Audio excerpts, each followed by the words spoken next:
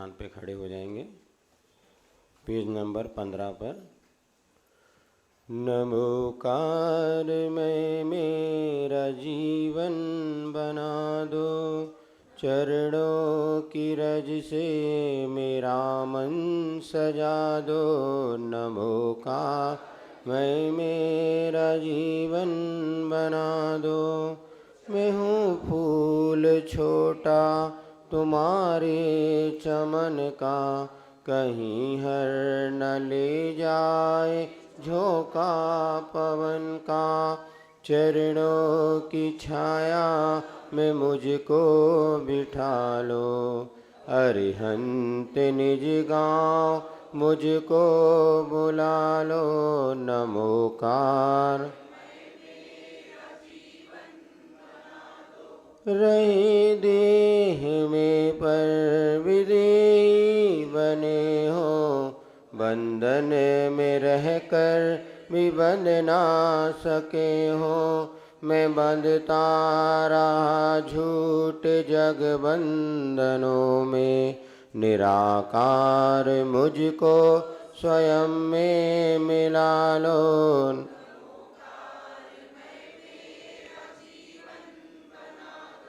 गहनतम है छाया जो विषयों में भूले, कहाँ खो गया क्षण जो आत्म को छू ले। हो सूरज धरा के उजाले दिखा दो, हे आचार मेरे दुखों से बचा लो। नमोकार अज्ञानता से भरी मेरी गागर, तुम ज्ञान के वो असीमित हो सागर। आगम का अमृत हमें भी पिला दो, उपाध्याय गुरुवर सतपथ दिखा दो। नमोकार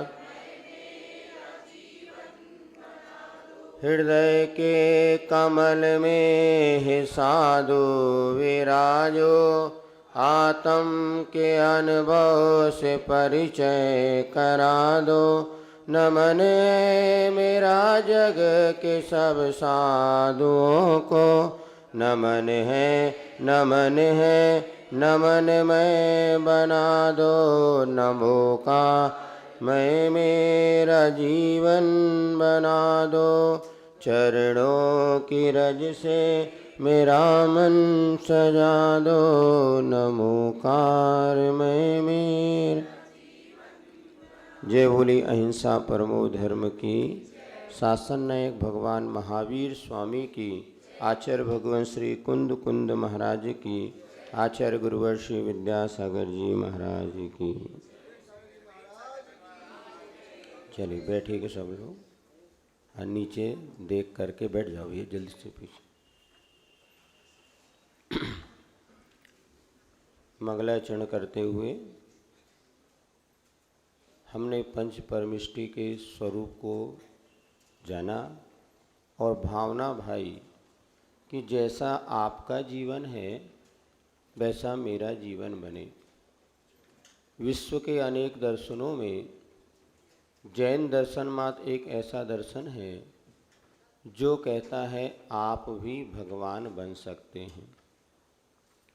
अन्य दर्शन में भगवान की भक्ति करते करते हम भगवान को के भक्त बन सकते हैं, भगवान की निकटता को प्राप्त कर सकते हैं, किंतु जैन दर्शन ये कहता है आप भी भगवान बन सकते हैं। कण कण में भगवान है ऐसा नहीं, कण कण में भगवान बनने की क्षमता है। समीचीन पुरुषार्थ किया जाए तो पापात्मा भी परमात्मा बन सकता है। सो नमोकार में मेरा जीवन बन जाए। नमोकार क्या है? जिसमें नमस्कार किया गया। किसको नमस्कार किया? पंच परमिष्टि को। तो जैसे पंच परमिष्टि का जीवन पवित्र और आदर्श है, वैसा ही जीवन मेरा बने, ये भावना हमेशा होनी चाहिए। हमें क्या बनना है? हमें भगवान बनना है। हमें अरहंत सिद्ध आचार उपाध्याय पर साधु बनना है। ये हमारा जीवन जैसे उनका है वैसा बने और चरणों की रस से मेरा मन सजा दो। जब तक मैं भगवान नहीं बनता तब तक भगवान की चरणों की रज ही मुझे मिल जाए तो मेरा मन पवित्र हो जाए। अरहंत भगवान की स्तुति करते हुए लिखा है, मैं तो एक संसार रूपी बगीचे में एक छोटा सा फूल हूँ और कहीं ऐसा ना हो कि ये विषयों की आंधी की जो हवा चल रही है, इस हवा में आंधी में मैं कहीं कोई मेरा अस्तित्व समाप्त तो ना हो जाए। इसलिए भगवान आप मुझे अपने चरणों की छाया में बैठा लो। और हे अरहंत भगवान, जिस गांव को आपने प्राप्त किया, जिस पद को आपने, जिस अवस्था को प्राप्त किया है, ऐसे उस गांव में मुझे भी बुला लो। उन्होंने कैसे अरहंत भगवान का स्वरूप होता है आगे हम पढ़ेंगे। अभी अरहंत भगवान वो होते हैं जो हमें मोक्ष मार्ग का उपदेश देते हैं, जो वीतरागी हैं, सर्वज्ञ हैं, हितोपदेशी हैं और वह एक अद्भुत परमात्मपने की दशा को प्राप्त हैं। ऐसे अरहंत भगवान की हमें शरण मिले। दूसरे चरण में हमने पढ़ा, काव्य में रहे देह में पर विदेही बने हो। सिद्ध भगवान कैसे हैं? हमारे तुम्हारे जैसे शरीर में रहते थे किंतु शरीर से रहित विदेही बन गए। विदेही माने शरीर से रहित। सिद्धत्व को आपने प्राप्त कर लिया। सारे के सारे संसार के बंधनों में तो रहे किंतु बंधे नहीं, बंधनों में रहकर भी बंध ना सके हों। मैं आज तक अज्ञानता के कारण झूठे संसार के बंधनों में बंध गया हूँ। जो अपना नहीं है उसको मैंने अपना माना। जिसको अपना माना उनसे ही दुख पाया, फिर भी क्यों राग किया, कुछ समझ नहीं आया। पूजन की पंक्तियां हैं, आप लोग पढ़ते हैं कि जिनको अपना माना उनसे दुख मिलता है, परायों से दुख बहुत कम मिलता है। मेरी किश्ती वहाँ डूबी, औरों में मुझे अपनों ने ऐसा, अब मुझे अपनों ने लूटा, गैरों में कहाँ दम था, और मेरी किश्ती वहाँ डूबी जहाँ पानी। दूसरा अपने को दुख नहीं देता। ज़्यादातर माताएं दुखी हैं तो अपने बच्चों से, पड़ोसी के बच्चों से कोई दुखी है। ये फिर भी हम उसमें राग कर रहे हैं। यही तो हमारा अज्ञान है, यही तो मोह है। इस सब को तोड़ने के लिए तो हम गुरु की शरण में आते हैं, जिनवाणी की शरण में आते हैं कि भगवान हमारा अनादिकालीन मोह का बंधन कैसे छूट जाए, कैसे टूट जाए। तो आप तो बंधन में रह कर के भी निर्बंध बन गए और मैं आज तक बंधता रहा झूठे जगबंधनों से। हे निराकार, मुझको स्वयं में मिला लो। जैसे आप अशरीरी बन गए हैं वैसे मुझे भी हे निराकार। सिद्ध भगवान का कोई आकार, यद्यपि अंतिम शरीर से कुछ कम उनकी आत्मा का आकार होता है। जैसे भगवान महावीर जब मोक्ष गए तो भगवान महावीर की बॉडी जो है 7.5 हाथ की थी। तो जैसा उनके शरीर का आकार था वैसे ही सिद्ध बनने के बाद भी होता है, बस कुछ न्यून हो जाता है। तो आकार रहित नहीं है किंतु हमारे तुम्हारे जैसा उनका आकार नहीं होता। और निराकार मुझको स्वयं में मिला लो, ऐसे सिद्ध भगवान की हमने आराधना करते हुए भावना भाई है। तीसरे छंद में आचार परमिष्टि की वंदना करते हुए कि गहन तम है छाया जो विषयों में भूले। कैसा संस्कार में अंधकार छाया हुआ अज्ञान का कि 5 इंद्रिय के विषयों में हम सब कुछ अपने स्वरूप को भूल गए। अपना पता नहीं है लेकिन दुनिया का पता हमें पता है। और जब से मोबाइल और ये चल गए तो दूसरों की जानकारी ज़्यादा है, अपनी जानकारी किसी को नहीं है। हम दूसरों के बारे में इतना सोचते हैं, काश अपने बारे में सोचना शुरू कर दें तो हमारा जीवन बहुत अच्छा बन सकता है। आचार्य जी ने एक हाइकू लिखा है, अपना मन अपने बारे में क्यों ना सोचता। अपना मन अपने बारे में क्यों ना सोचता, अर्थात दूसरे के बारे में हम जितना सोचते हैं काश अपने बारे में उसका थोड़ा सा एक अंश भी सोचना शुरू कर दें तो हमारा बहुत जल्दी भला हो सकता है। मन, ये पेज नंबर 68 पर 20 नंबर का हाइकू है। मन अपना अपने विषय में क्यों ना सोचता, निशान भी लगा लो तो काम हो जाएगा। 20 नंबर का हाइकू पेज नंबर 68 पर। याद करना है सबको। मन अपना अपने विषय में क्यों ना सोचता। करके देखना आप, कुछ देर अपने विषय में सोचो। हम दुनिया के विषय में सोचते हैं, किंतु अगर अपने विषय में सोचने लगेंगे तो देखना मन बहुत हल्का होता है। इस विषय में खुलासा आपको फिर कभी करेंगे, है ना। तो विषयों में भूले कहाँ खो गया क्षण जो आत्म को छू ले। कल आपको बताया था आत्मा और शरीर दो, हम एक नहीं हैं, दो हैं। जिसका ब्याह हो गया वो तो दो हैं ही। हम दो, हमारे दो नारे लगाते हैं ना, तो वो तो दो हैं। लेकिन जिसकी शादी नहीं हुई हम भी दो हैं, मैं और मेरी आत्मा। ये शरीर मान लें, या मैं और मेरा शरीर, आत्मा यानी मैं और ये मेरा शरीर, हम दो तत्व मिले हुए हैं। जीव और पुद्गल, दो तत्वों के मिलने से हमारी तीसरी कंडीशन बनी हुई है। जैसे कि आपको बताता करंट और माइक, दोनों चीज़ मिलने से आपको आवाज़ आ रही है। बल्ब और करंट, प्रकाश, तो अब आपको देखने में आ रहा। इसी प्रकार मैं और ये शरीर, मैं माने हो गया आत्मा। कल आपको बताया था शरीर मैं नहीं हूँ, किंतु मैं शरीर में हूँ। तो वह जो है चेतन आत्मा, वो आत्मा को छूने वाला क्षण खो गया। कितने लोग हैं इसमें जो कभी आत्म तत्व की चर्चा करना चाहते हैं, अपने वास्तविक स्वरूप को खोजना चाहते हैं? बहुत कम लोग हैं। क्या रखा इन सब बातों में? जो वर्तमान में उसको देखो। आत्मा आत्मा किसने देखा?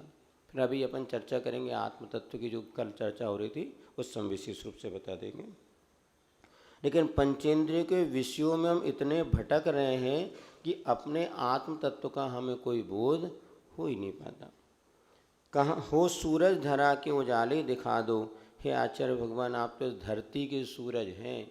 एक तो आकाश में उगने वाला सूरज है, और आप इस धरती के सूरज हैं जो कि हमारे अज्ञान अंधकार को दूर कर सकते हैं। इसलिए आप उजाला दिखाएं और ये आचार्य मुझे दुखों से बचाने।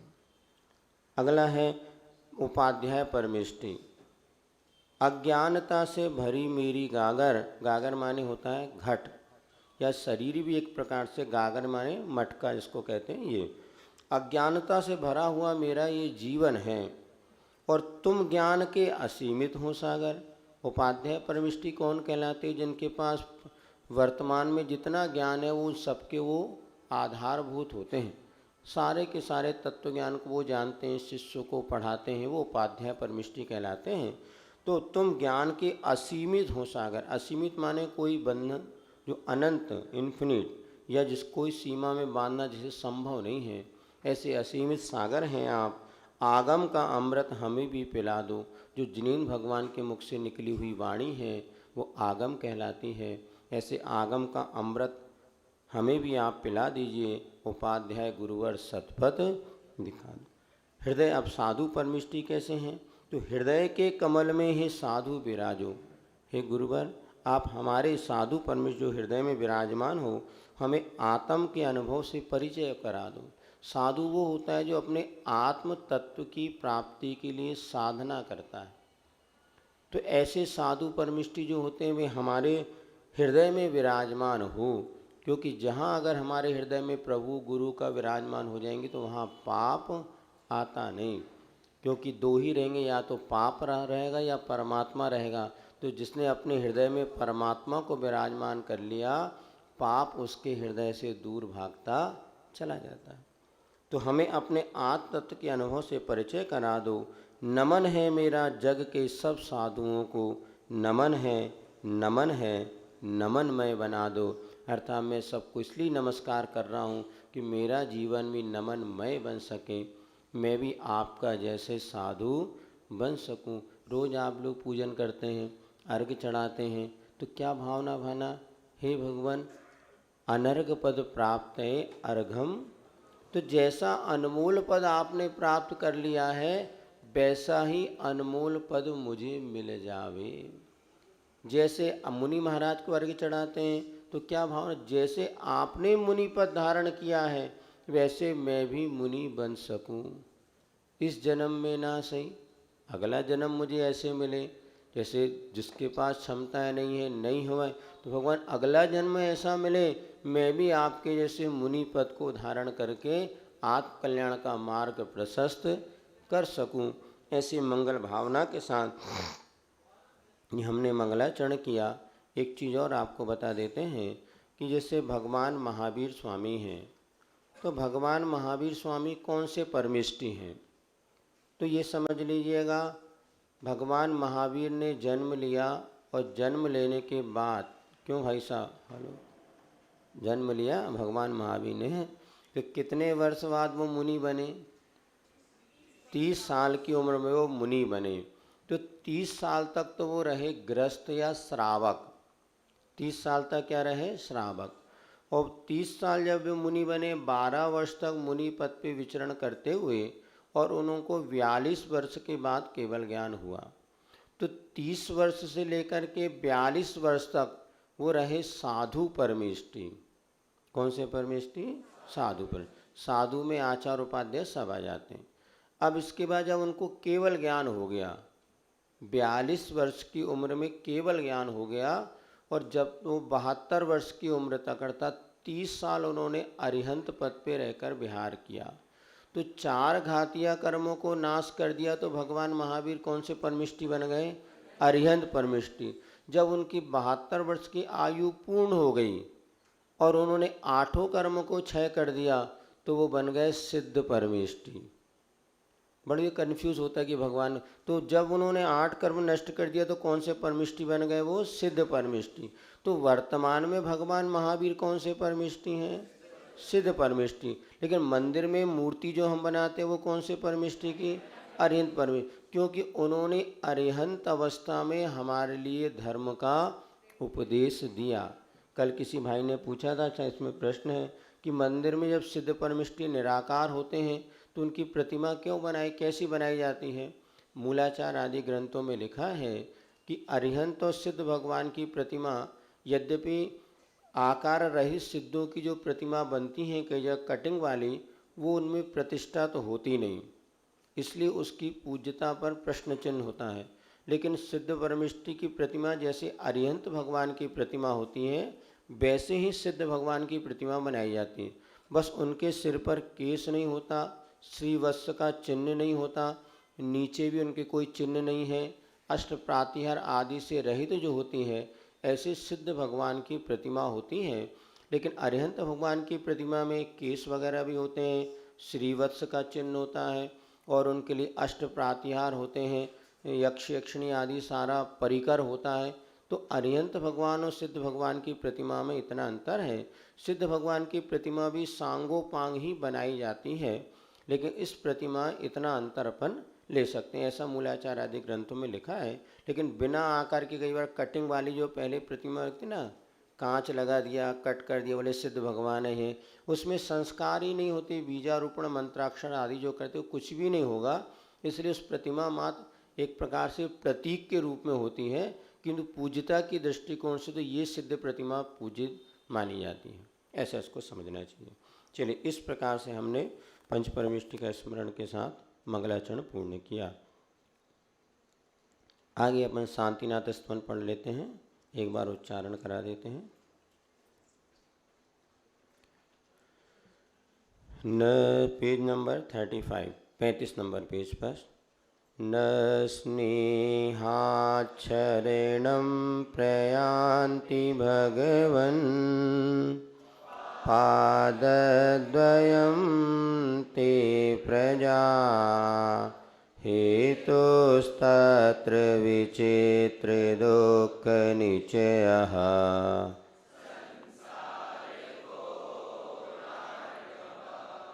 अत्यन्ते स्फुरदुग्ररश्मिनिकर व्याकीर्णवो मण्डलो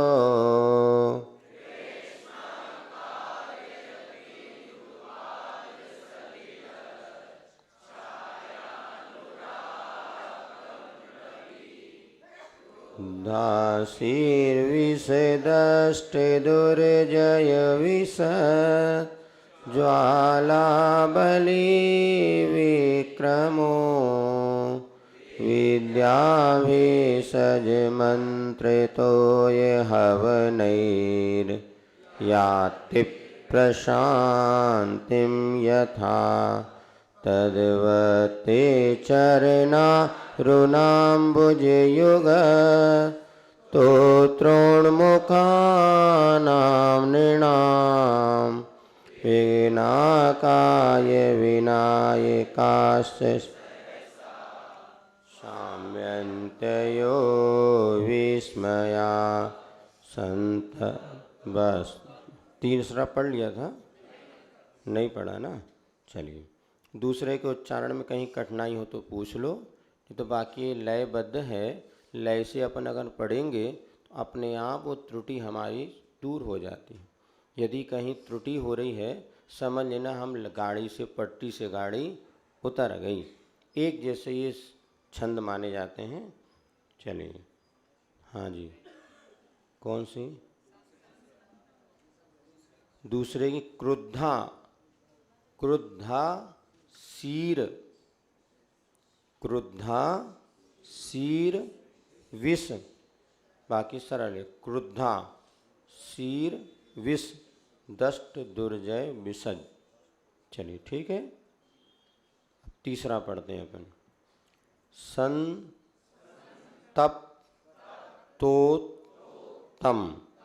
संतप्तोत्तम, संतप्तोत्तम कांचन क्षितिधर, संतप्तोत्तम कांचन क्षितिधर।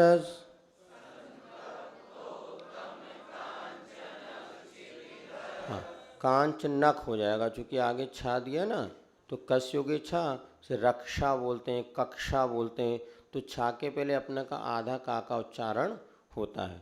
तो कांचनक क्षितिधरक, आगे शा दिया है तो इसका शा का आधा सा यहाँ ले सकते। क्षितिधरस श्री स्पर्धी गौरद्युते, ये द्वितीय का आधा दा इधर जाएगा तो गौरद्युते।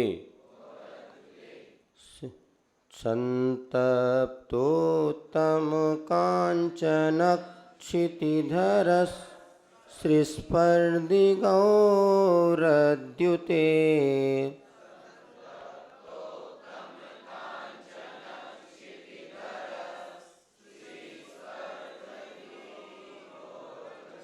श्रीस्पर्धि श्री स्पर्धी गौरद्युते, श्री स्पर्धी गौरद्युते, श्री स्पर्धि गौरद्युते। बोलिए संतप्तोत्तम।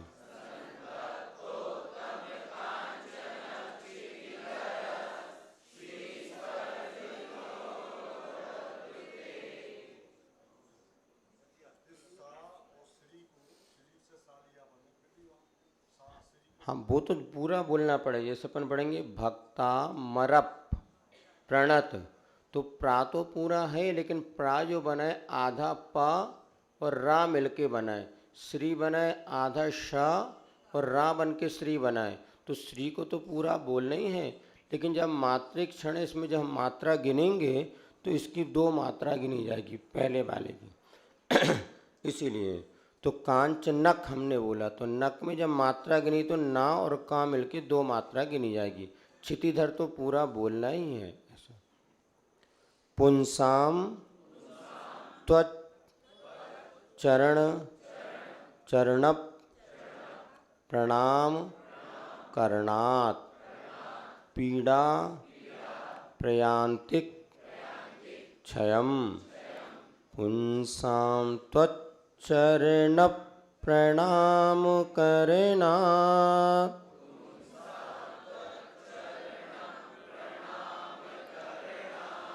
पीड़ा प्रयांते क्षयम्।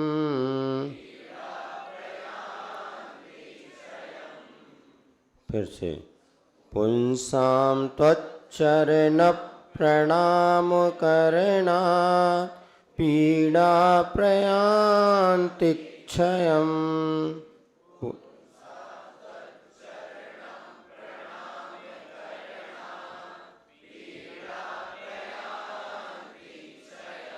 दोनों पंक्तियां फिर से पढ़ेंगे। संतप्तोत्तम कांचन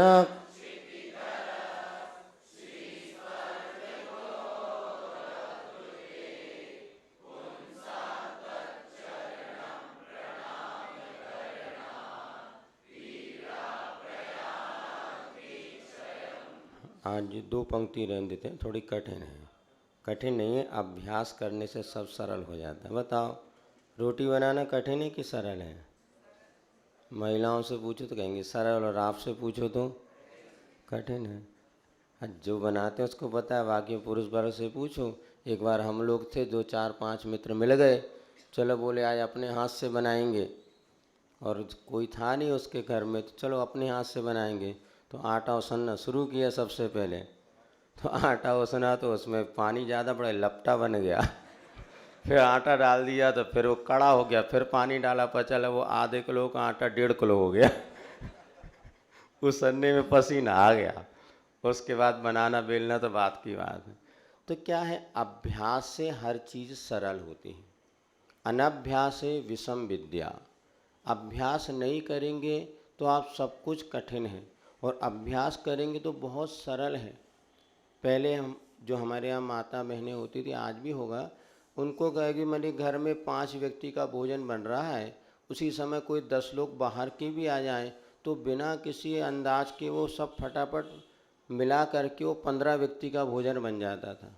अब वो रेसिपी पढ़ रहे हैं कि कितनी चम्मच स्पून नमक डालना, कितना मिर्च मसाला डालना, वो पढ़ पढ़ के बनाते रहो, कुछ नहीं होता। उनका अनुभव ऐसा होता था कि बिना अंदाज से जो मसाला डालते थे और भोजन में ऐसा स्वाद आता था कि चाटते रह जाओ। आज वो चीज़ बची नहीं, क्योंकि अनुभव की कमी है। हर चीज़ हम पुस्तकों से, डॉक्टर वगैरह भी पहले जो होते थे, वैद्य होते थे, अनुभव के आधार पर चिकित्सा करते थे। यदि ग्रंथ पढ़ के सब डॉक्टर बन गए होते तो क्या कहना, बहुत सारे डॉक्टर मिल जाए। आजकल ऐसे हो रहा, बहुत सारे लोग पुस्तक पढ़ करके ही चिकित्सा कर रहे हैं।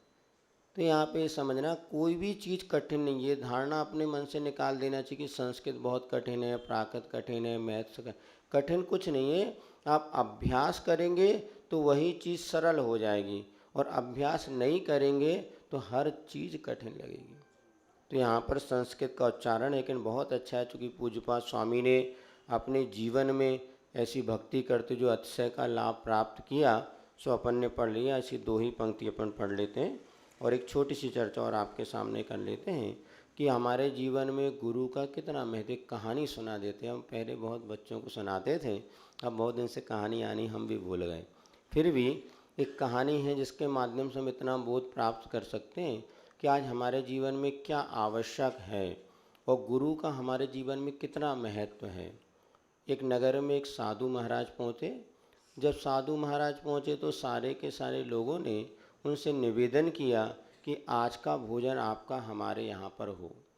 वो साधु महाराज वस्त्रधारी थे। साधु 2 प्रकार के होते हैं, एक वर्तमान में अपन देखते हैं दिगंबर साधु अपने मुनिराज, वो निमंत्रण से नहीं जाते, उनको निमंत्रण कर दो तो और मुश्किल हो जाए। हाँ, और महाराज कहते 5 दिन की सूतक लग गई है। तो ऐसा है, लेकिन वो साधु वस्त्रधारी थे, निमंत्रण से भोजन करते थे, और सब ने उनका निवेदन किया आप हमारे यहाँ भोजन करें। क्योंकि गृहस्थ यही सोचता है कि अगर मैं वैसे तो कुछ नहीं कर पाता, अगर मेरे नगर में साधु आए हैं तो हमें उनको भोजन करा के ही भोजन करना। अतिथि देवो भवः, ये हमारी भारतीय संस्कृति है। इसलिए अपन पहले नहीं खाना, जब कभी भोजन बने तो पहला ग्रास किसी को देना। इसीलिए प्राचीन परंपरा में जब घरों में रोटी बनती थी तो पहली रोटी कोई नहीं खाता था, वो गाय के लिए अलग से निकाल के रख दी जाती थी। पहली रोटी गैया की और दूसरी रोटी मैया की। तब पहली रोटी तो गाय को ही देना, अथवा पहली वस्तु का त्याग करना। जो अपन दुकान में इनकम होती थी तो पहला इनकम हम अपने लिए विषय भोग में नहीं करेंगे, किसी सत्पात्र को दान देंगे।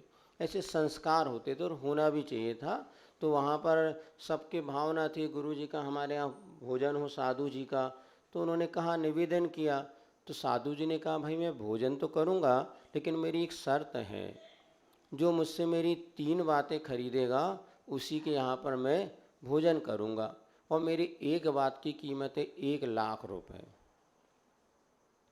एक बात की कीमत 1,00,000 रुपये, तो 3 बात की कीमत 3,00,000 रुपये। अच्छा, एक आँख से एक महाराज दिखते, 2 आँख से कितने देखेंगे बोलो?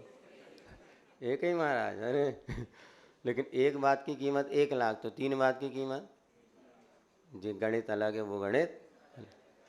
तो उनने कहा, सब ने कहा नमस्ते, जय जिनेन्द्र कर लिया। बोले बाबा जी आप और कहीं देखिए, भोजन कराने को तो हम तैयार है किंतु 3,00,000 रुपये देने को कोई तैयार नहीं था। 1 दिन हो गए, 2 दिन हो गए, 3 दिन हो गए, साधु का भोजन नहीं हुआ।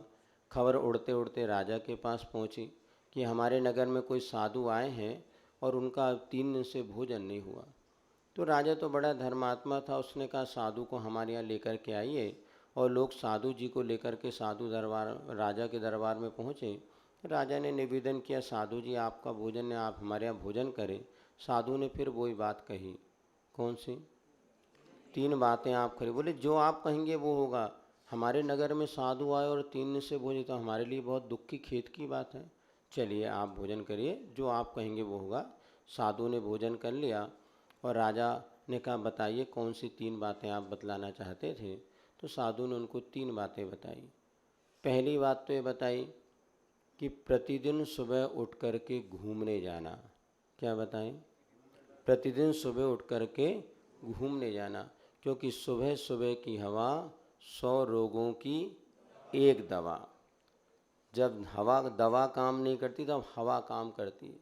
अर्थात यहाँ पर सुबह उठ के और ये घूमने जाना, ये बहुत बड़े हमारे यहाँ एक कहना चाहिए स्वास्थ्य का सबसे बढ़िया साधन है, स्वास्थ्य लाभ का। अभी आप देखेंगे बहुत से लोग आपको मिलेंगे, लेकिन हो ये रहा है कि हमारी दैनिक जीवन में ऐसा परिवर्तन आ गया कि लोग 10, 11, 12 बजे के पहले सो ही नहीं रहे। जब रात में जल्दी सोएंगे तो वे तो जल्दी सो करके उठेंगे। और कक्षा में भी बहुत से लोग मन तो बना रहे हैं किंतु नींद ही नहीं खुल पाती। लेकिन हमारा कहना है 3 दिन आप अभ्यास करिए, कुछ नहीं करिए, 10 बजे आप अपना मोबाइल आदि बंद कर दो और पलंग पे चले जाओ और मन को कमांड दो, मुझे 5:30 बजे उठना है, मुझे 9:30 बार आप कह के सो जाइए। देखो 9 बजे मन आपको जगा देगा, क्योंकि हमारे शरीर में एक जैविक घड़ी है, उसको सेटलमेंट होने में 2-3 दिन लगता है। अब जैसे अभी हम आपको बता रहे, हम अभी जब पिछले दिन जब क्लास शुरू नहीं हुई थी तो करेक्ट 5:15, 5:30 पे जंगल के लिए चले 5:45, 5:30, 5:45 चले जाते थे और वो बॉडी भी उसी समय हलो हलो कर देती थी। अब लेकिन हमने कहा क्लास पढ़ानी है तो 2-3 उसको ऑर्डर दे दिया 7 बजे के, बेटा कोई पहले सोचने नहीं, तुझे कोई काम नहीं मिले उन्हें तो मंच पे गड़बड़ हो जाए लगे पेट पर। नहीं, हमने कहा नहीं, अब देखो सेटल हो गया। 3 दिन लगता समय लेकिन एडजस्ट हो जाता है। तो आप हमारा बात 2-3 दिन आपको थोड़ा पुरुषार्थ करना पड़ेगा, दिन में प्रमाद आएगा, लेकिन आपको सुबह उठने की अगर आपकी एक हैबिट बन गई, आदत बन गई, समझ लेना जीवन परिवर्तन का सबसे बड़ा साधन बनेगा जो जल्दी उठना। कई बार लोग सोचते उठ भी जाएंगे तो क्या करेंगे। अभी बहुत से बच्चे हैं मात्र अभी सो रहे हैं 8 बजे 9 बजे के पहले सो के नहीं उठेंगे। वो हम सोच रहे थे इतने सारे विद्यार्थी हैं आसपास यहाँ पढ़ते हैं, लेकिन हुआ यही, आए वही लोग हैं जो आ पा रहे हैं बच्चे लोग, लेकिन बहुत सारे जो बच्चे वो लाभ नहीं ले रहे हैं। कारण मात्र है कि अभी उनको नींद ही नहीं खुल रही। बस आप जल्दी सोने का मन बनाइए। 10-11 बजे के बाद कोई ज़्यादा काम नहीं रहता। पढ़ाई भी करना हो तो ज़्यादा लेट रात तक पढ़ते ना, उसमें में दिमाग में विषय नहीं जाता। हमने स्वयं अनुभव किया, जब हम कक्षा 11वीं में थे तो जैसे संगति होती तो अरे रात भर पढ़ेंगे अपन, ये जुनून जिसको कहते हैं कि वो सब लोग सारी रात जगते थे और दिन में सोते थे। अब जो मैथ्स का पेपर था उस समय जो है अब वहाँ पे पहुँच के परीक्षा देने, सोए तो थे नहीं और ऐसा नींद का झटका आया, ऐसा चक्कर आया कि जो सब पढ़ा लिखा सब आउट हो गया। और तब हमें दिमाग में ला रहे हमने ये तो बहुत गलत काम। उसी दिन हमने नियम ले लिया कि जब तक नींद नहीं आएगी तब तक पढ़ेंगे और नींद आएगी तो सो जाएंगे। और सुबह जल्दी उठ के ये 4 बजे, अभी एक वैज्ञानिकों ने सिद्ध भी किया है कि पढ़ाई का सबसे अच्छा समय अगर कोई है सुबह 4 बजे से लेकर 6 बजे तक, और शाम को 6 से लेकर 8, ये 4 घंटे जो बच्चे पढ़ लेते हैं उनको एक्स्ट्रा पढ़ने की आवश्यकता नहीं पड़ेगी, क्योंकि ये 4 घंटे अपने लिए बहुत महत्वपूर्ण हुआ करते हैं। और खेद की बात है लोग इसको सोने में व्यतीत कर देते हैं। लेकिन आप देखो सुबह माइंड इतना फ्रेश रहता है, जो आप इधर 4 घंटे पढ़ के जितने आप इस याद कर पाएंगे, इधर मात्र 1 घंटे में आप उतना पढ़ के याद कर सकते हैं। लेकिन बहुत कुछ बदल गया, मोबाइल, टीवी और ये इलेक्ट्रिक चलना, लाइट वगैरह से, तो सब लोग रात में और इसी वजह से क्लास में सुबह जो हैं, जो समझदार लोग वो तो आ रहे हैं, बाकी लोग मझदार में हैं। मन तो कई लोग बना रहे हैं, कई लोग कहते हैं लेकिन महाराज सुबह 6 बजे से हम 8 बजे से लगे तो तुमको समय नहीं है। हम तो सोचे थे और भी समय लगे, लेकिन आप लोगों को भी समय नहीं है। ये सुबह सुबह का समय जो है बहुत अच्छा है, बस 2-3 दिन की दिक्कत होगी। और लेकिन अगर आपने मन बना लिया कि मुझे करना है, तो आपके दृढ़ संकल्प से आपके जीवन में नया परिवर्तन आएगा। और जिसने सुबह उठकर जल्दी अब आप तो सोचो, आप तो उठते हैं 6 बजे, हम तो 3 बजे 3:30 बजे उठ जाते हैं और शाम को 9 बजे करीब सोते। और कई बार तो ऐसा होता है 12-1 बजे उठ गए तो उठ गए, अपना सामायिक इतना सारा काम हमें रहता है कि आपको पता नहीं। तुम तो इतने पहले हम सोचते थे महाराज बन के करेंगे क्या, क्योंकि एक दिन जब दुकान बंद रहती है, फ्राइडे जैसे संडे को स्कूल को छुट्टी रहती, दिन भर नाए माए को घूमते थे। अब सोचते महाराज बन के करेंगे क्या। अब हमें समझ में आ रहा है कि सुबह 3 बजे उठते हैं तो भी काम अधूरा रहता है। अब महाराज बनने वो और इतना, अब यहाँ इंदौर में तो और बिजी, यहाँ तो और फुर्सत ही नहीं है। दिन में 4-5-6 घंटे तो हमारी क्लासों में चला जाता। अब इसके बाद पाठ करना, प्रतिक्रमण करना, सामायिक करना, तो और समय नहीं है।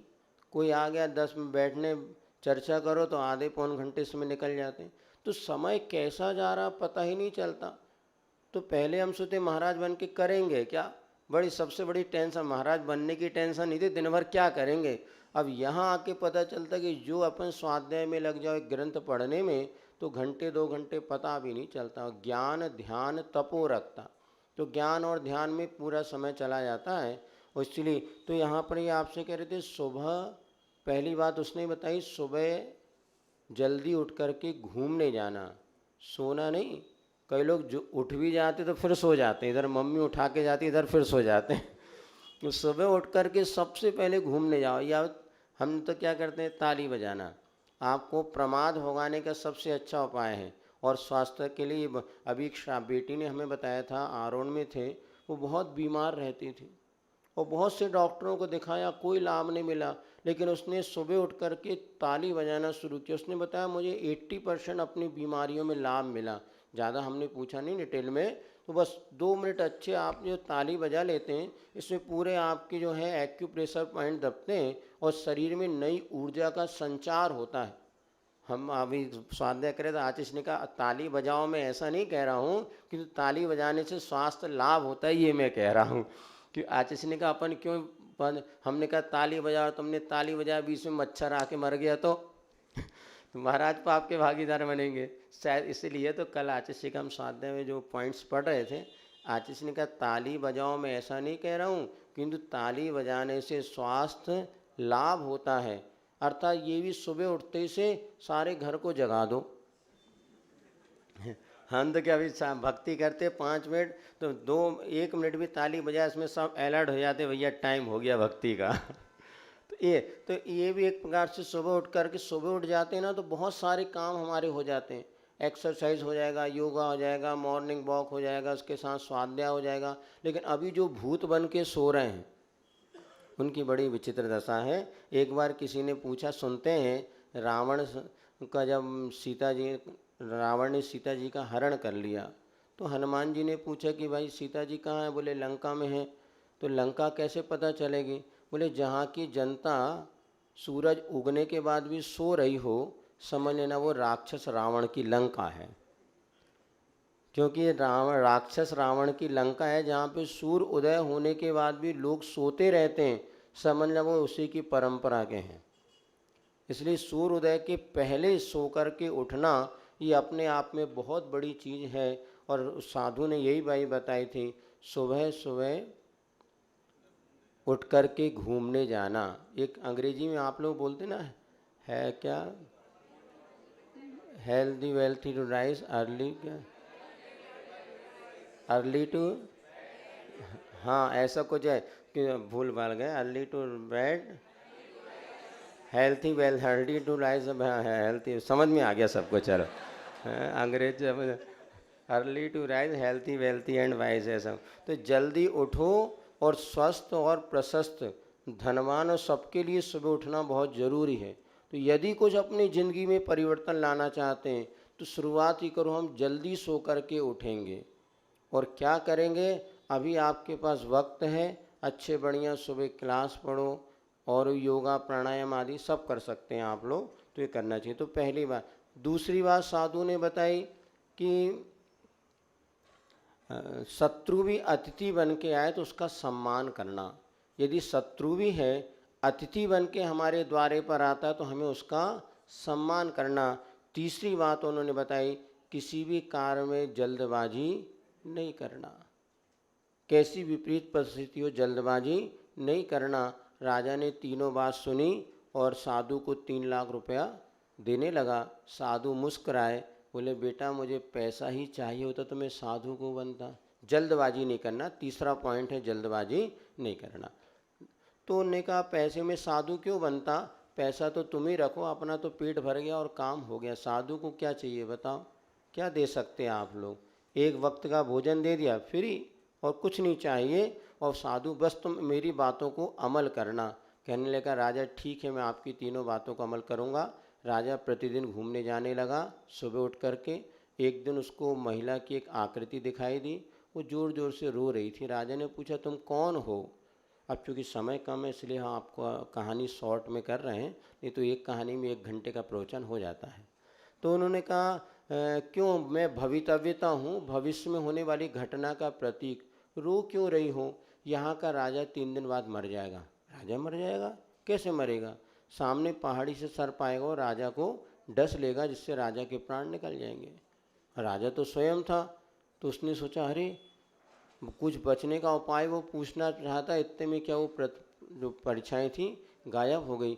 राजा ने जब ये बात सुनी तो राजा वापस आगे ना जाके लौट के राज दरबार में आया। सबसे पहले वो कहाँ जाएगा? रानी के पास। रानी के पास गया और उसने उसको बताया ऐसी ऐसी घटना हुई, अब 3 दिन बाद मेरा मरण हो जाएगा, क्या कर सकते हैं, लेकिन तुम घबराना नहीं, क्योंकि ऐसे संकट के क्षणों में धैर्य ही हमारे लिए बहुत बड़ा संबल होता है। और राजा की कोई बेटा था नहीं, एक मात्र बेटी थी राजकुमारी, जो कि युवा हो चुकी थी, लेकिन अब उसका विवाह नहीं हुआ था। तो राजा ने कहा बेटी को ही तुम राजा की वस्त्र पहना करके और इसको राज सिंहासन पर बैठा देना, और जब मान लीजिए ऐसी परिस्थिति बने, अच्छा राजकुमार मिले तो उसका विवाह करके इसको राजा बना देना। अब मैं जाता हूँ और भी कुछ दरबार में बातें निपटा लेता हूँ कि मरण तो निश्चित है, अब 3 दिन बाद मुझे मरना है। किंतु वो ऐसा करके वहाँ से चला गया। और जैसे लौटने लगा साधु की दूसरी बात याद आ गई कि शत्रु भी अतिथि बन के आया तो हमें उसका सम्मान करना है। उसने पूरे रास्ते में जहाँ से लाल पहाड़ी जो थी, पहाड़ी से राज दरबार तक झाड़ू लगवा दी, फूल बिछवा दिए और दूध से भरे कांटे वो दूध से भरे कटोरे रख दिया। 3 दिन बाद सर्प वहाँ से निकला। उसने देखा अरे मैं जिस रास्ते पे जाता था मुझे कंकड़ पत्थर कांच मिलते थे, आज तो किसी ने मेरे रास्ते फूल बिछा दिए। और जैसे आगे बढ़ा, क्योंकि सर्प भी संगी पंचेंद्री होता है, और जैसे वो सर्प आगे बढ़ा उसे विश्वास हो गया कि राजा ने ही मेरा इतना सम्मान किया है। और जैसे राज दरबार में पहुंचा, सब लोग उस सर्प को मारने के लिए उठे, किंतु राजा ने कह दिया नहीं, गुरुजी ने कहा था शत्रु भी अतिथि बन के आता तो उसका सम्मान करना, ये मेरा अतिथि है, हमें इसका सम्मान करना है। और राजा ने खड़े होकर के हाथ जोड़ता है, कहता है नागराज तो अपना कर्तव्य करो, तुम्हें क्या करना है। लेकिन वो नाग कहता है राजन मैं इतना कृतज्ञ नहीं हूँ, इतना कृतज्ञ नहीं हूँ, तुमने मेरा इतना सम्मान किया और मैं तुम्हारे प्राण ले लूँ, ऐसा कभी नहीं हो सकता। लेकिन इस समय किसी एक का मरना अनिवार्य है। मैं धरती पर रहूँगा, लोग भयभीत रहेंगे, तुम जीवित रहोगे, प्रजा सुखी रहेगी, मैं स्वयं मरता हूँ और तुम जीवित रहो, ऐसा कह के स्वयं पलटी खा करके वह मर जाता है। राजा के प्राण बच जाते हैं। राजा को थोड़ा दुख तो होता है कि मेरे जीवन बच गए किंतु सर्प के प्राण चले गए, किंतु चलो जो होना सा हुआ, चलो ये बात जाके रानी को बताना चाहिए। और जैसे रानी के महल की ओर जाता है, खिड़की से एक दृश्य देखता है, राजा की आंखों में खून उतर आता है और तुरंत तलवार निकाल के वो जैसे ही रानी के गेट तक जाता है, उसको साधु की तीसरी बात याद आई, कैसी भी विपरीतता हो जल्दबाजी नहीं करना। वो वापस म्यान में तलवार रख लेता है और महल के अंदर जैसे जाता है तो उसकी आंखें खुली की खुली रह जाती हैं, क्योंकि उसने देखा था खिड़की से कि राजा के रानी के पलंग पर एक कोई पुरुष बैठा हुआ है जिसके साथ रानी आपस में मिली हुई है। और उसको गुस्सा आ गया, मेरे रानी के पास कोई पर पुरुष, अब मैं उसकी गर्दन काटता हूँ। लेकिन उसने जैसे देखा कोई पर पुरुष नहीं था, वो तो स्वयं राजा की बेटी थी, जिसे रानी ने राजा की ड्रेस पहना करके और रो रही थी माँ बेटी की, बेटा पिता का अवसान हो जाएगा, तुझे ही राजपाट संभालना है। और लेकिन जैसा ही राजा ने दृश्य करी, ये तो मेरी बेटी है, राजा की आंखें खुली की खुली रह गई। उसे पता चला कि गुरु की बातें 3 लाख की नहीं, वो तो बातें अनमोल थी।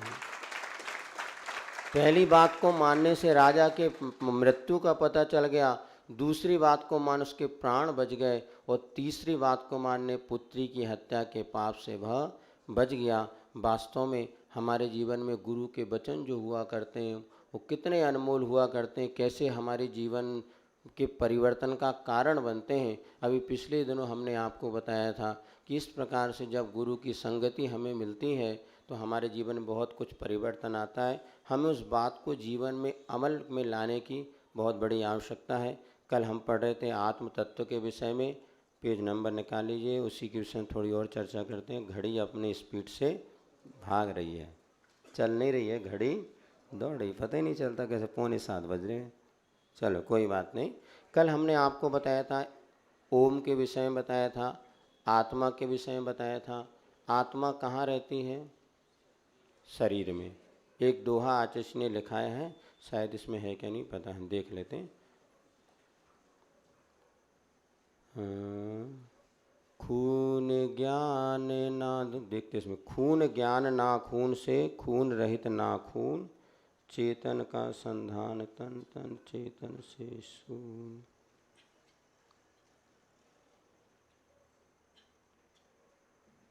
हाँ चलिए हम बताए, इसमें नहीं है शायद वो। जब आपको ध्यान है, पहले बीमार होते थे, वैद्य जी के पास जाते थे, तो वैद्य जी नाखून को ऐसे दबा करके देखते थे एचबी आपका कितना है। आपको पहले बार बार टेस्ट नहीं कराना पड़ता था, नाखून को आप देख लो तो इसकी लालिमा से एचबी का ज्ञान, हीमोग्लोबिन ज्ञान होता था। तो आचार्य ने एक दोहा लिखा है, खून ज्ञान ना खून से, खून ज्ञान, लिख लो भैया, डायरी मिली तो कुछ उपयोग तो हो। लिखा तो बहुत सारा सकते हैं लेकिन समय इतना हो रहता है कि लिखा, खून ज्ञान ना खून से। मोबाइल में नहीं लिखो, कॉपी में लिखो, कॉपी में है, नहीं तो उंगली लिखना भूल जाएगी। सब लिखा को। राइटिंग वर्क सबसे बढ़िया चीज़ है मोटापा घटाने के लिए, अनेक बीमारी दूर। हमने एक पत्रिका में पढ़ा था, राइटिंग वर्क से अभी 2 दिन भी हमने बताया था, लिखने से बहुत सी बीमारियां भी दूर होती हैं। मन की एक मेडिटेशन आप करना चाहते हैं ना, लिखने में इतनी एकाग्रता होती है, देखना आप।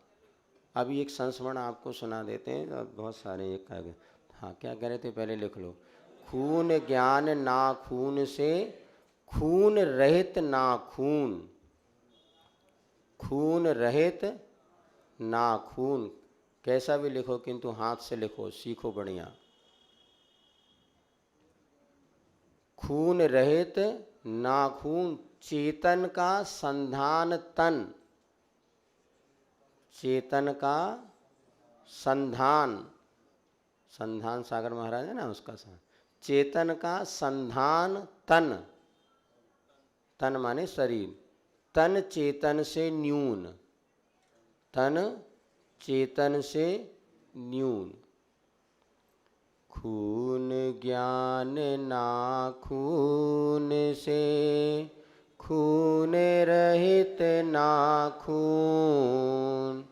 चेतन का संधान तन, तन चेतन से न्यून। अर्थात खून का ज्ञान नाखून से होता है, किंतु नाखून में खून नहीं होता। नाखून को काटो तो खून निकलता क्या? लेकिन खून की पहचान किससे होती है? ना। चेतन का संधान तन, इसलिए आत्मा मिलेगी तो कहाँ मिलेगी? शरीर में। किंतु शरीर में चेतना, चेतन का संधान तन चेतन से न्यून, किंतु शरीर चेतन से रहित होता है। शरीर तो पुद्गल है। जब जीव मर जाता है, आत्मा निकलने के बाद शरीर को काटो तो कष्ट होता है क्या? शरीर को आग लगाओ तो कष्ट होता है क्या? अभी कोई आपको इतनी सी चटकई लगा दे तो चक जाओगे। जब आत्मा निकलने के बाद शरीर को कुछ ही करो, अर्थात चेतन तन जो है चेतन से रहित है, किंतु अचेतना की खोज करोगे तो कहाँ मिलेगा? तन में। चेतन कहाँ मिलेगा? तन में। किंतु तन तो चेतन से रहित है। जैसे कि खून का ज्ञान भले नाखून से हो, किंतु नाखून में खून। आई बात समझ में? तो जो कल अपन आत्मा की चर्चा कर रहे थे, उसका एक दोहा हमें याद आ गया था, आपको बता दिया। चलिए, तो कल अपने आत्मा की चर्चा करी थी। एक ऊर्जा है, आत्मा का क्या स्वरूप है सब बतलाया था। रिवाइज करेंगे तो समय निकल जाएगा, फिर भी 2-3 प्रश्न है उसको अपन पढ़ लेते हैं। आत्मा के गमन के लिए गुरुवर कौन सा पुद्गल सहायक होता है? तो पुद्गल द्रव्य तो जीव, पुद्गल, धर्म, अधर्म, आकाश और काल। तो जो आत्मा है वो रूप रस गंध वर्ण से रहित होता है। आत्मा कैसा है? रूप रस गंध वर्ण से रहित होता है। और पुद्गल जो है रूप रस गंध वर्ण वाला होता है। जो भी हमें दिख रहा है ये सब क्या है? पुद्गल। एक धर्म द्रव्य होता है जो चलने में, जीव और पुद्गल के चलने में सहायक होता है। अधर्म द्रव्य होता है जो जीव और पुद्गल के ठहरने में सहायक होता है। इसी प्रकार आकाश द्रव्य जो सबको अपना सहारा देता है। हाँ, और इसके बाद काल द्रव्य जो परिवर्तन में सहायक होते, इस विषय में चर्चा कर आगे करेंगे। तो आत्मा के गमन के लिए भी पुद्गल द्रव्य सहायक नहीं होता, उसके लिए धर्म द्रव्य गमन में सहायक होता है। जीव और पुद्गल के चलने में जो सहायक होता है वो धर्म द्रव्य कहते हैं, जिसे वर्तमान में विज्ञान ईथर एक माध्यम मानते हो। गति में एक समझो आपका साधन बनता है वो ईथर। इसी प्रकार से अपने यहाँ धर्म द्रव्य माना गया है जो जीव और पुद्गल दोनों के चलने के लिए सहायक होते हैं। दिमाग आत्मा का हिस्सा है या शरीर का? हम जो पढ़ते हैं वो साथ जाएगा या शरीर के साथ चला जाएगा? देखो, दिमाग माने क्या हो गया? मति ज्ञान। जैन दर्शन के अनुसार हमारे पास 5 ज्ञान होते हैं आत्मा के पास, किंतु वो ज्ञान स्वभाव और विभाव रूप होते हैं। केवल ज्ञान जो हो गया वो कभी नष्ट नहीं होता, लेकिन मति ज्ञान, श्रुत ज्ञान, अवधि ज्ञान आदि ज्ञान ये नष्ट भी हो जाते हैं। तो ये है तो आत्मा की परिणति, किंतु विभाव परिणति है। और ये हमारे साथ दिमाग जो पौद्गलिक दिमाग है, जो हमारे बॉडी का एक पार्ट है दिमाग, ये तो शरीर का हिस्सा माना जाएगा, किंतु उसमें जो उस दिमाग में जो सोचने समझने की शक्ति है वो आत्मा की शक्ति है, जिससे वो दिमाग काम करता है। जैसे बल्ब आपको बताया था करंट से काम करता है, तो बल्ब की शक्ति है कि नहीं? बल्ब की शक्ति वही, कोई 20 वाट का बल्ब है, कोई 40 वाट का है, कोई 100 वाट का बल्ब है। ये अपनी बल्ब उसमें कैपेसिटी है, किंतु करंट जब तक उसमें ना पहुँचे वो कैपेसिटी प्रकट। इसी प्रकार जब आत्मा का मति ज्ञान आदि का क्षयोपशम होता है तो उसका दिमाग उस तरह काम करने लगता है। आप देखना, किसी बच्चों को 1 बार पढ़ने पर याद होता है, किसी को 4 बार पढ़ने पर याद होता है, किसी को 10 बार पढ़ ले तो भी दिमाग में नहीं चढ़ता। अकलंक और निकलंक स्वामी की कथा आती है। अकलंक जो थे उनको एक पाठ ही थे, 1 बार पढ़ने पर, निकलंक को 2 बार पढ़ने पर याद हो। तो ये उनके आत्मा में जो पूर्व में ज्ञानावरणी कर्म का उपशम जो क्षयोपशम होता है, उसकी वजह से हमारा दिमाग कार्यकारी होता है। ये तो इंस्ट्रूमेंट्स मात्र है। मोबाइल है, वो मोबाइल स्वयं काम नहीं करेगा, लेकिन उसके उस पर भीतर जो अलग अलग क्वालिटी का आपने फंक्शन डाल दिए, फिर वैसा उसमें बैटरी से उसको चार्ज करना पड़ता है। इसी प्रकार चेतन आत्मा हम जो पढ़ते हो हमारे साथ जाएगा। हाँ, कई बार ऐसा होता है कि आज का पढ़ा हुआ ज्ञान अगले भाव तक हमें साथ में जाता है, लेकिन पूरा का पूरा जाता है ऐसा भी नहीं कह सकते। अभी बहुत से गूगल वाय वगैरह, चाणक्य वगैरह जो छोटे छोटे बच्चे हैं जो कि 2 साल के 5 साल के आता ना टीवी में, और जो प्रश्न पूछो फटाफट वो उसका जवाब दे रहे हैं। लेकिन देख जैसे जैसे बड़े होते चले जाएंगे वो उनका ज्ञान कम होता जाएगा, पूर्व संस्कार प्रसाद जो हैं। तो कई बार ऐसा होता है कि हमें लगता है हमने इनको कहीं देखा है, या किसी चौराहे पर आप खड़े हो लगता है कभी हम आए थे। हो सकता है पूर्व जन्म में आप कभी आए हो। अब इसको लेकर के बहुत सारी वैज्ञानिक खोजें भी चल रही हैं, और एक फिल्म बनी है बहुत अच्छी, एक चीज़ मिलेगी वंडरफुल, मोबाइल में है। एक बहुत अच्छा उन्होंने फिल्म बनाया कि एक व्यक्ति जो आत्मा को नहीं मानता था वो कैसे आत्मा की सिद्धि उन्होंने की। हमने भी देखा और सभी संघ में साधुओं ने उसने देखा है, महाराजों ने। आप मोबाइल में एक चीज़ मिलेगी वंडरफुल, 2 घंटे 50 मिनट की मूवी है। उसमें भी उन्होंने बताया कि पूर्व भाव में हमारे स्मरण शक्ति कैसे काम करती है। तो कई बार हम स्वयं अनुभव करते हैं कि अभी तो हमने कुछ पढ़ा नहीं, फिर भी कई लोग फटाफट गणित हल कर लेते हैं, फटाफट मैं अपना इंग्लिश पढ़ लेते हैं। क्यों? पूर्व जन्म के संस्कार, ज्ञान के संस्कार भी काम आते हैं। इसीलिए उसमें शरीर तो यहीं छूट जाता है, किंतु आत्मा के साथ जो मति ज्ञान आदि के संस्कार, कई बार हैबिट अपन देखते हैं किस बच्चे की ऐसी हैबिट है, क्यों है? तो पूर्व भाव के संस्कार के वसाद भी वह इस प्रकार से वहाँ तो पूर्व भाव के संस्कार के वसात भी वहाँ पर इस प्रकार से चलता है, इसमें कोई बाधा नहीं है। सिद्ध परमिष्टि की अवगाहना अलग अलग होती है, तो वह किस आधार पर होती है? जैसे मान लीजिए आदिनाथ भगवान की हाइट कितनी थी? 500 धनुष। जब भगवान आदिनाथ भगवान मोक्ष गए तो इसमें समझ जाओ 25% उनका कम हो गया, तो 400 धनुष से कम उनके आत्मा के प्रदेशों का आकार हो गया। अब भगवान महावीर कितने थे? 7 हाथ के थे, तो वहाँ पर इसमें 25% कम कर लो। तो वहाँ पर जो ऊपर जब सिद्ध बनते हैं तो वहाँ पर तो आत्मा का कोई आकार तो होता नहीं। जैसे यहाँ पर एक बल्ब जला दो और 100 बल्ब जला दो, सबका प्रकाश इसमें समा जाएगा। इसी प्रकार अनंतानंत सिद्ध परमिष्टि हैं, सब एक दूसरे में इंक्लूडेड, मतलब समाते रहते हैं।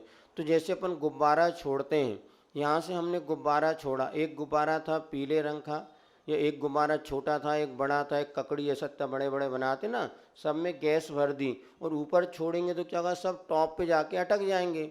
कोई लंबा गुब्बारा हो चाहे छोटा गुब्बारा हो चाहे। इसी प्रकार से शरीर की भिन्नता होने के बाद भी जब सिद्ध तत्व की ओर जाते हैं तो अपने उस शरीर के आत्मा को आकार के लिए वहाँ पर रह जाते हैं। अब एक प्रश्न ये उठ सकता है, सिद्ध बनने के बाद करेंगे क्या? हम भी बड़े कई बार टेंशन में रहते थे कि अभी तो काम है वहाँ, भगवान में फ्री बैठे करेंगे क्या है? कुछ काम करो तो अच्छा लगेगा, फ्री बैठे तो क्या। अब देखो इतना तो है, मूक माटी में एक प्रसंग आया अंत में कि भगवान ये तो समझ में आता संसार में दुख है, किंतु सिद्ध बनने के बाद सुख मिलेगा, हमें ये समझ में नहीं आता। तो एक बहुत अच्छा उदाहरण अपन समझ सकते हैं कि भगवान जैसे आप 10 बजे सो गए और आप सुबह 6 बजे उठे या 5 बजे उठे, तो ये 10 से लेके 5-7 घंटे में आपने क्या किया?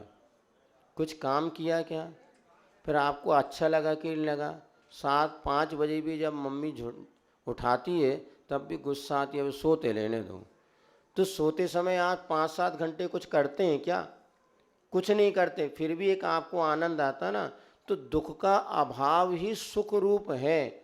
आकुलता से रहित हमारा जीवन हो जाना, यही तो सच्चा सुख है। अभी हमें खाने की आकुलता, सोच करने की आकुलता, ये आकुलताएं वहाँ समाप्त हो जाती हैं और अपने आत्मस्वरूप में ऐसी लीनता होती है कि जैसे आपको 7 घंटे की निद्रा में कुछ पता, ऐसी अनंत काल तक सिद्ध भगवान बनने के बाद अपने स्वरूप में निस्थिर हो जाते हैं और उन्हें किसी प्रकार के सांसारिक दुखों का अनुभव नहीं करना पड़ता। ऐसे सिद्धों का सुख हुआ करता है। और कोई प्रश्न था क्या? 500 ग्राम वाला था, कहाँ चला गया? हाँ चलो, वो कहाँ चला गया? ये तो हमने बताया था आत्मा का व्यजन नहीं हुआ करता। किसी कहीं एक प्रश्न लिखा था, चलिए हम बता देते। हाँ ये पीला कागज। ये कह रहे थे वैज्ञानिकों की खोज के अनुसार आत्मा का वजन 500 ग्राम, जो कल हमने बताया था। तो शरीर में लिक्विड सॉलिड वगैरह जो होते हैं, जब 500 ग्राम है तो सॉलिड होना चाहिए था, ये हम सभी जानते ही हैं, पर सॉलिड डिप्रेस पर नहीं होता, मुझे यही आपसे समझना है क्या। अभी तो उसमें इतना समझिएगा, यद्यपि अपने शरीर में जो भी पौधगलक है, लिक्विड है, खून है, हड्डी है, इनमें कोई परिवर्तन नहीं होगा। आत्मा इससे निकलने के बाद भी आत्मा तो अमूर्त है, भार रहित है।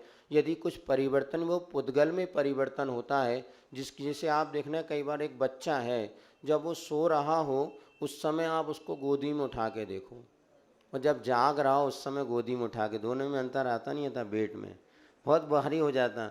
और बताते हैं जब स्पेस पे अपन जैसे ऊपर चले जाते हैं अंतरिक्ष में, 100 किलो का आदमी भी तैरता रहता है। पलायन बेग बताया था ना, अंतरिक्ष में चले जाओ तो वहाँ पर शरीर वजन रहे, तो कुछ हमारा वजन जो है ये इस पर भी आधारित, वायुमंडलीय दबाव पर भी आधारित होता है। लेकिन आगम ये कहता आत्मा का कोई वजन नहीं होता, जैसे करंट का कोई वजन नहीं, किंतु एनर्जी को नापने का दूसरा तरीका, जैसे 1 किलो हम शक्कर तौल लेते हैं, ऐसे किसी प्रकार से एनर्जी को तोला नहीं जा सकता, उसका एक सूत्र ही अलग होता है, तो वो समझना चाहिए। चलिए, तो कल अपन हाँ हाँ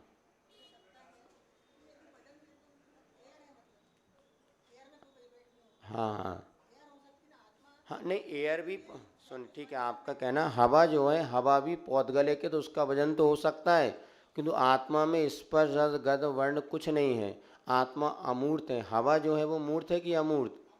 नहीं नहीं, हवा भी मूर्त है, उसमें भी इसकी गंध होती है, स्पर्श होता है, ऐसा। हाँ नहीं नहीं, उसका यही तो सुनिए, सॉरी बैठ जाइए, आप बता रहे हैं। अपने को लगता है हवा में कोई गंध नहीं, नहीं हवा की अपनी गंध है, अग्नि में भी गंध है, अग्नि में भी खट्टा मीठा कड़वापन है। स्पर्श जितने भी पौद्गलिक परिणमन है, इस सब में स्पर्श गंध वर्ण होता है, किसी का व्यक्त होता है और किसी का अव्यक्त होता है। 5 स्थावर होते हैं, पृथ्वी, जल, अग्नि, वायु, वनस्पति।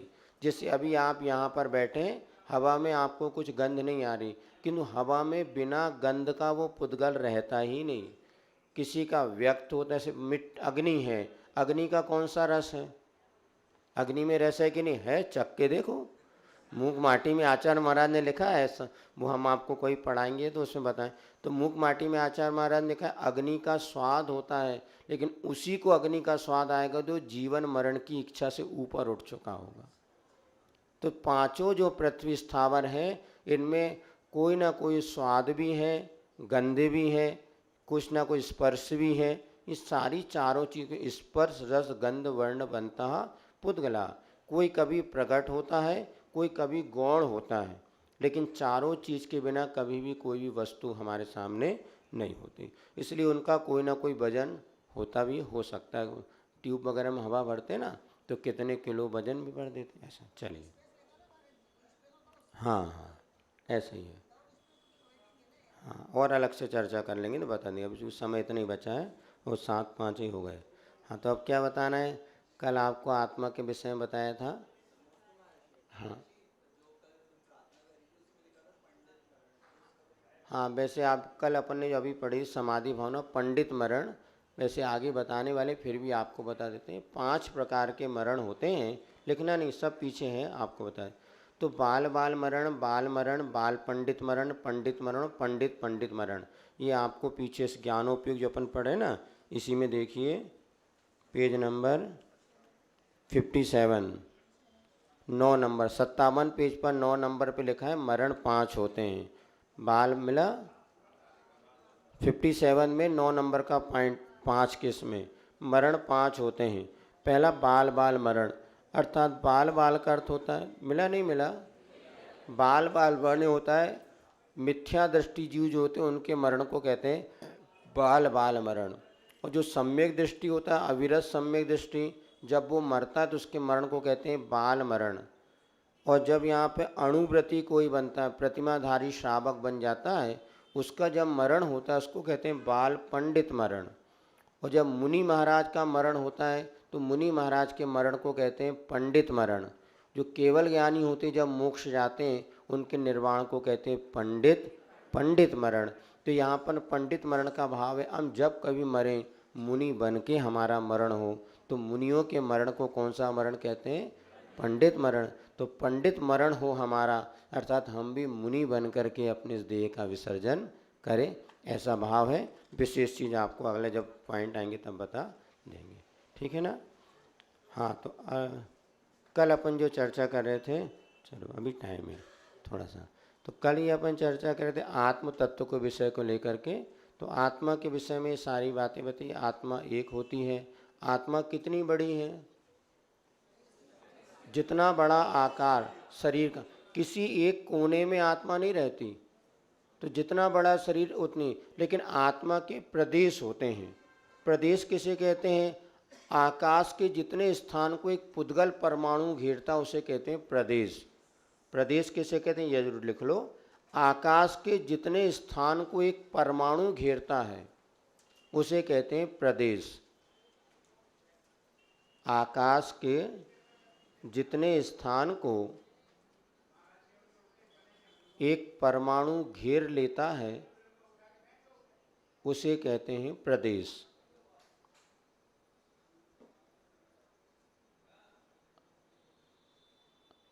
परमाणु माने अविभागी पुद्गल। परमाणु का दूसरा नाम क्या है? अविभागी पुद्गल। अविभागी माने इसका पार्ट ना किया जा सके ऐसा पुद्गल अथवा परमाणु। जैसे मान लीजिए शक्कर का एक कण है, तो एक शक्कर का कण जितने स्थान को घेरता है उतने स्थान की क्या संज्ञा हो गई? प्रदेश। मध्य प्रदेश नहीं, मध्य। इसी प्रकार आकाश के जितने स्थान को एक पुद्गल परमाणु घेरता है, परमाणु को अविभागी पुद्गल भी कह सकते हैं, तो उसको कहते हैं प्रदेश। हम बता रहे हैं, तो बता। तो क्या होता है?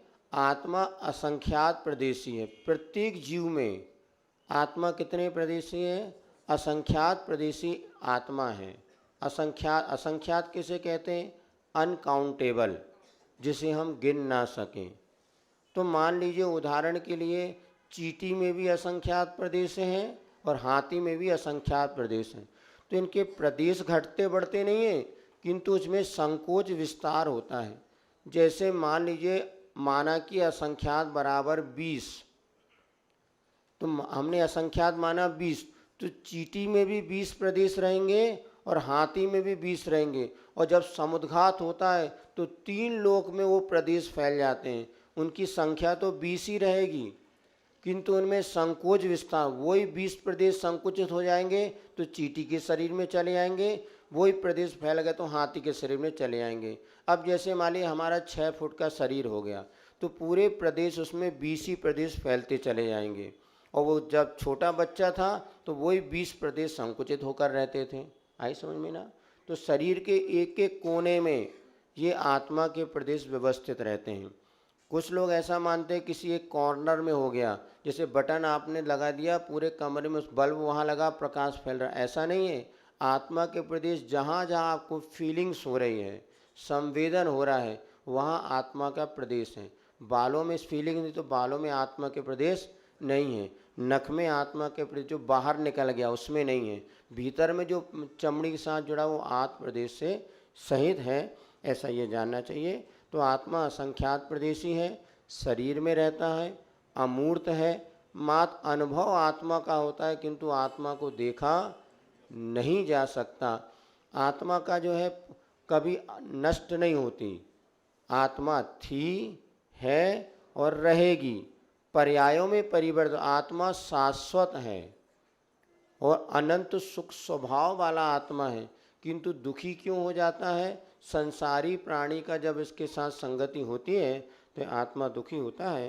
तो विषय तो पर्याप्त हो गया। फिर देखें, चूँकि समय भी आपका होने वाला है, आप लोगों को भी जाना। कल वाली प्रार्थना फिर से एक अपन पढ़ लेते हैं। ऐसे एक एक दो दो प्रार्थना पढ़ेंगे तो आगे अपना भी विषय निकल जाएगा।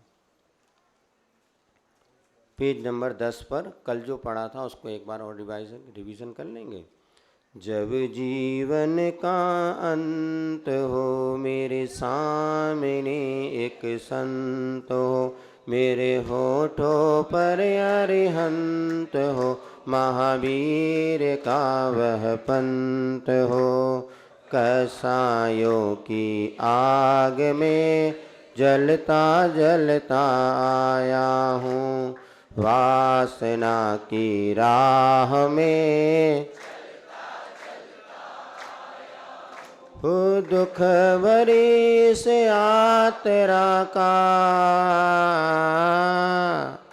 दुख भरी से यात्रा का सुख दे अंत हो जब जीवन का। मेरे सामने एक संत हो, मेरे होठों पर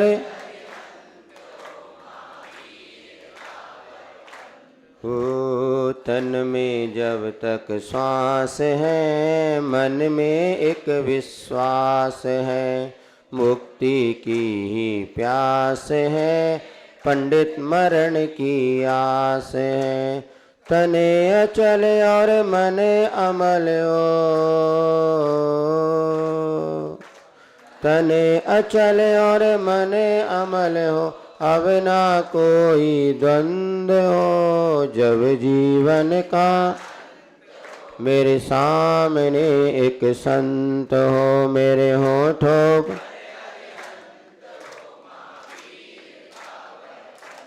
हो, धर्म में मेरी प्रीत हो, वेदना में जीत हो, आगम का संगीत हो, प्रभु नाम का गीत हो। साधना के नंदन बन में,